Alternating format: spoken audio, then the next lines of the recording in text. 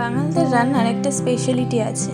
তারা যাই করে না কেন, রান্নায় কিন্তু একটা অদ্ভুত টেস্ট চলে আসে এবং অল্প তেলে অল্প মশলাতে রান্না কিন্তু খেতে ভীষণ ভালো হয়। সেরকমই একটা রান্না আমি আজকে দেখাবো, যেটা হচ্ছে লাউ শাকের ডাঁটা চচ্চড়ি। এখানে আমি একটা কড়াই নিয়ে নিয়েছিলাম। কড়াইয়ের মধ্যে খানিকটা জল দিয়ে দিলাম, জলের মধ্যে খানিকটা নুন আর হলুদ, কয়েকটা কাঁচা লঙ্কা দিয়ে দিলাম। তারপর কেটে রাখা সবজিগুলো, যেমন এখানে আলু, শিম, বেগুন আর লাউয়ের ডাঁটা নিয়েছি, সেইগুলো আমি জলের মধ্যে দিয়ে দিলাম। তারপর আমি চাপা দিয়ে দিলাম। ওদিকে আমার সবজিটা সিদ্ধ হচ্ছে, এদিকে আমি আর একটা কড়াইয়ের মধ্যে খানিকটা তেল দিয়ে দিলাম, একটুখানি কালো জিরে দিয়ে দিলাম, একটু রসুন থেতো করে দিয়ে দিলাম আর খানিকটা পেঁয়াজ কুচি দিয়ে দিলাম। এবার পেঁয়াজ রসুনটাকে হালকা একটু টস করে নিতে হবে।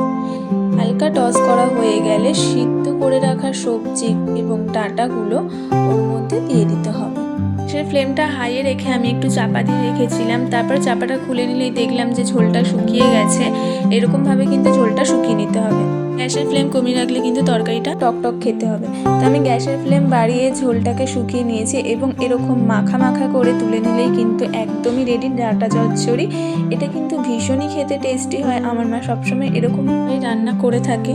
খুব কম সময়ে তরকারিটা রান্না হয়ে যায় এবং খেতেও ভীষণ ভালো হয়। আমি মায়ের থেকে এরকম ধরনের রান্নাটা শিখেছি। আপনারা তৈরি করে খান, আমাকে কমেন্ট করে জানান আপনাদের কেমন লাগছে। এরকম ধরনের রান্না যদি আপনাদের ভালো লেগে থাকে তো প্লিজ প্লিজ প্লিজ আমার চ্যানেলটিকে লাইক, কমেন্ট, সাবস্ক্রাইব অবশ্যই করে নেবেন। Thank you for watching.